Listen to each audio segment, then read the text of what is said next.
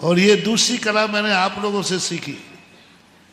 मैं पहले इतना ज़्यादा समझदार नहीं था, अब हो गया हो, कि आप लोगों ने कहा महाराज ये मेरे पापा है, और दूसरा महाराज ये मेरे पापा जी हैं। तो मैं समझा कि ये पापा जी जिसको कह रहा है ये ओरिजिनल पापा होंगे और ये कोई अड़ोसी पड़ोसी होंगे। भानु बोले नहीं नहीं महाराज ये पापा है, ये मेरे ओरिजिनल पापा है। मैंने कहा ये बोले ससुर साहब है। जब बड़ा आदमी तुम्हें जी लगाए समझ लेना तुम नकली हो। आत्मीयता में जी लगाए समझ लेना संबंध, बोलो ना, आपसी में जब प्रेम होता है फिर यदि जी लग रहा है समझ लेना दाल में काला है। सुन रहे हो ना ससुर साहब? कुंवर साहब क्या कह रहे हैं? पापा जी। और जिसने जन्म दिया उसको क्या बोल रहे हैं? ऐसे मम्मी जी में भी चलता है।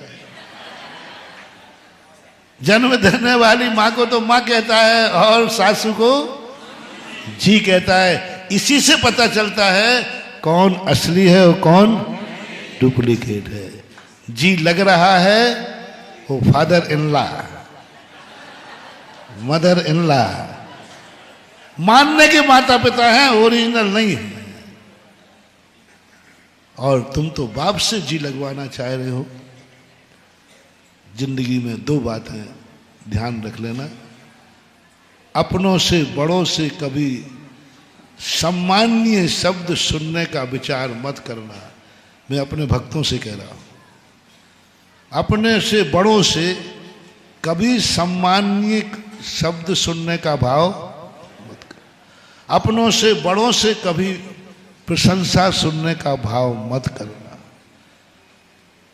अपने से बड़ों से एक ही भाव करो, हे भगवान मेरी पिता मेरी कभी प्रशंसा न कर दे। जिस दिन तुम्हारे बड़े ने, तुम्हारे गुरु ने, तुम्हारे पिता ने तुम्हारी प्रशंसा कर दी उसी दिन से तुम्हारा डाउनफॉल चालू हो जाएगा। उसी दिन से तुम्हारा ऊंचाई जो ग्राफ बढ़ रहा था ना वो कम हो जाएगा। क्योंकि आज पिताजी ने क्या कर दी, आज गुरु ने क्या कर दी? प्रशंसा कर दी। नहीं, गुरु के और पिता के मुख से निकला हुआ हर अशुभ शब्द तुम्हारी जिंदगी को ऊंचाई है, ऊंचाई।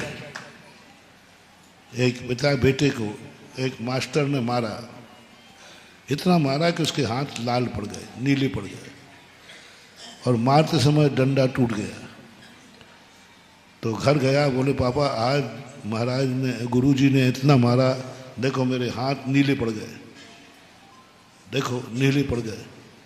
उसने कहा पिताजी हाथों को देख करके मास्टर की खैरियत नहीं रखेगा।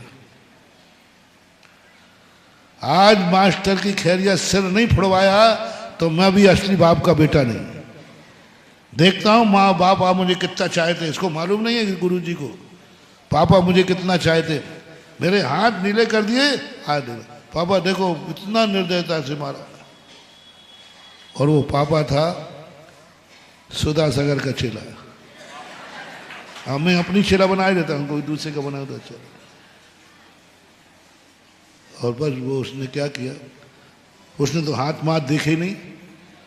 बोले बेटा क्या बात? हाँ बाबा डंडा टूट गया, रूल। अच्छा डंडा टूट गया? ओहो, इसको कुछ नहीं बोला। और पिता उठे तो बेटा पीछे पीछे जा रहा। आज मास्टर की खैरियत नहीं, आज मास्टर की खैरियत नहीं। लेकिन पिता स्कूल की तरफ नहीं जाके बाजार गए।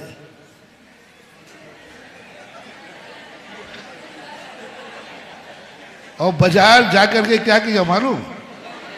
एक रूल खरीदी। बोले ये रूल क्यों खरीदा है? अच्छा इसी रूल से मारेगा महाराज को। बेटे ने सोचा इसी रूल से मारेगा मास्टर साहब को, क्योंकि उसने मुझे मारा है ना। और मास्टर साहब वो पिताजी गया, मास्टर के पैर छुए बोले मास्टर जी क्या करूं, मेरे बेटे के हाथ इतने कठोर थे कि आपका डंडा छूट गया। कहीं डंडा टूटने के बाद कल से मारना बंद मत कर देना, मैं रूल देने आया हूं।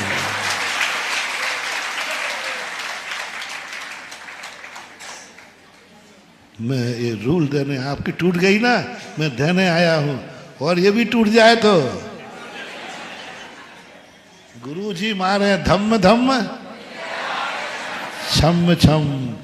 ये कब तुम्हें समझ में आएगी रे बेटों के बाप, और ये कब समझ में आएगी बापों के बेटों को। रूल भेंट कर रहा है, आंखें खुल गई उसकी, ये तो मामला उल्टा और हो गया। इससे अच्छा नहीं बताते तो कम से कम रूल टूट गई थी तो कल से। यदि तुम सही अपने बेटे के हो, चाहते हो, तो कभी इस प्रकार, और तुम यदि सही बेटे हो तो छोड़ दो कि मैं किसी एक व्यक्ति के सामने कभी मान नहीं करूंगा।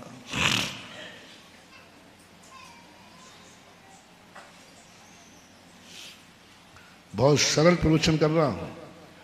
यदि आप शास्त्रों से पूछोगे तो शास्त्र में तो स्पष्ट लिखा है क्रोध नहीं करना, किसी से भी नहीं करना, लिखा है कि नहीं। मान नहीं करना, किसी से भी नहीं करना, मायाचारी नहीं करना, लोभ नहीं करना, ये लिखा है साथ में।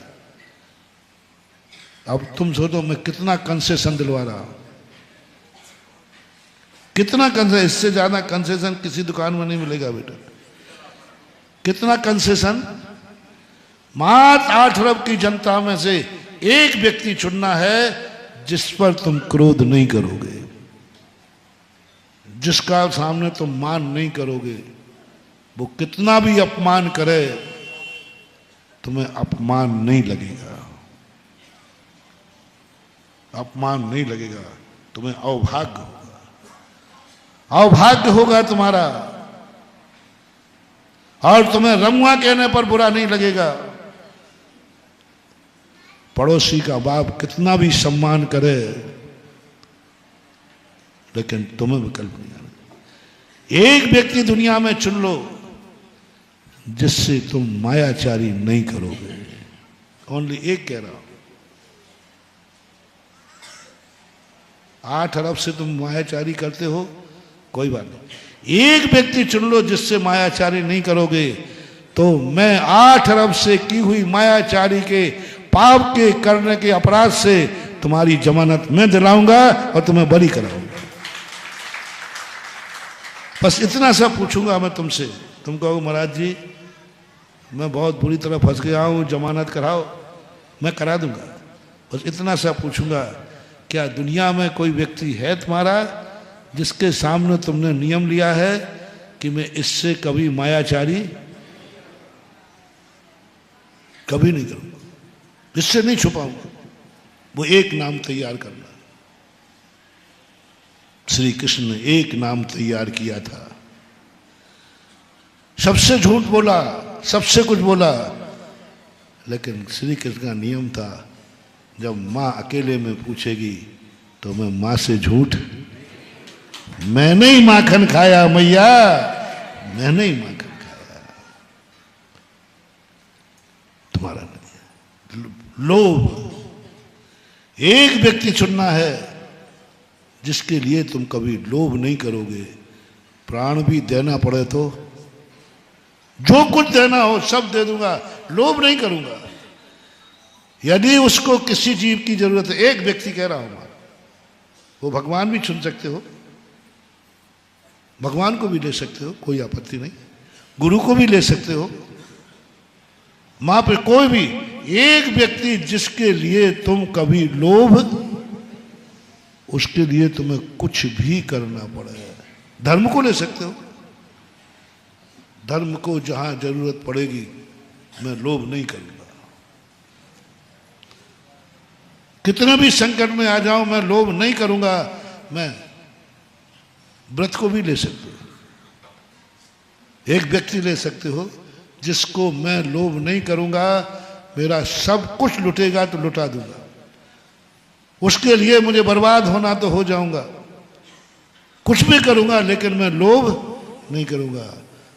आज सारे जगत के लिए होमवर्क है, मोटिवेशन है, जिंदगी में एक चुनो।